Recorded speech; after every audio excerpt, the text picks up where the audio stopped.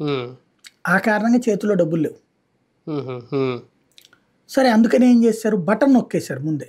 ఉమ్, అంటే తాంబూలాలు ఇచ్చేసాం తనుగు సావండి తరహాలో ముందు బటన్ నొక్కేస్తే ఉమ్, ఇక ఆ తర్వాత ఆటోమేటిక్గా ఇవ్వాల్సిందే కదా అవును రూల్ ప్రకారం. అవును అందులో ఇంకోటి కొత్త పథకం కాదు కాదు. ఉమ్, కాబట్టి ఆటోమేటిక్గా డబ్బులు ఇక ఒకసారి ఈయడం బిగిన్ చేస్తే అవి రొటీనే కదా. ఉమ్, కానీ ఇక్కడ చేసిన తప్పు ఏంటంటే వీళ్ళు ఏ జవహర్ రెడ్డిని అయితే తప్పు అంటున్నారో ఉమ్, ఆ జవహర్ రెడ్డి రెగ్యులర్గా పంపించేయచ్చు, రిలీజ్ చేసేయచ్చు.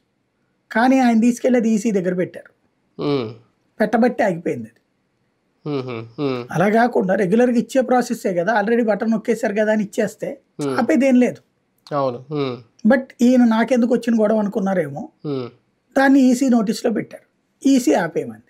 ఉమ్. అది అసలు సీన్. అంటే కంటిన్యూ అవుతున్న పథకాలని అలాగే ఆపొచ్చా, ఆపేయచ్చా? ఈసీ నిర్ణయం అది. కంప్లైంట్లు చేశారు వీళ్ళు, ఉమ్, చెప్పరు. ఉమ్, కంప్లైంట్లు అదే ఆపేసిండి ఈ ఆపేసిండి, మొత్తం సంక్షేమ పథకాలు పెడితే ఇంకా మోసపడు.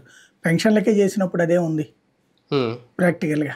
ఉమ్, అక్కడ ప్రతిదీ కూడా ఆపాలనుకుంటున్నారు. అసలు ఎందుకు వీళ్ళు పొత్తు పెట్టుకుంది బీజేపీతో, ఉమ్, అన్నీ ఆపేయాలని కదా. ఉమ్, ఇప్పుడు కొత్త పథకం పసుపు కుంకుమ అవును. లాస్ట్ ఎలక్షన్స్ 3 రోజుల ముందు కూడా ఇచ్చారు కదా. 10,000. ఉమ్, ఏది రేపు ఎల్లుండి ఎలక్షన్ అనగా కూడా డబ్బులు వేశారు, ఉమ్, ముందు రోజున కూడా డబ్బులు వేశారు. ఉమ్. మరి అప్పుడు లేనిది ఇప్పుడు ఎందుకు వచ్చింది? అప్పుడు ఇంకా బీజేపీ వర్సెస్ తెలుగుదేశం.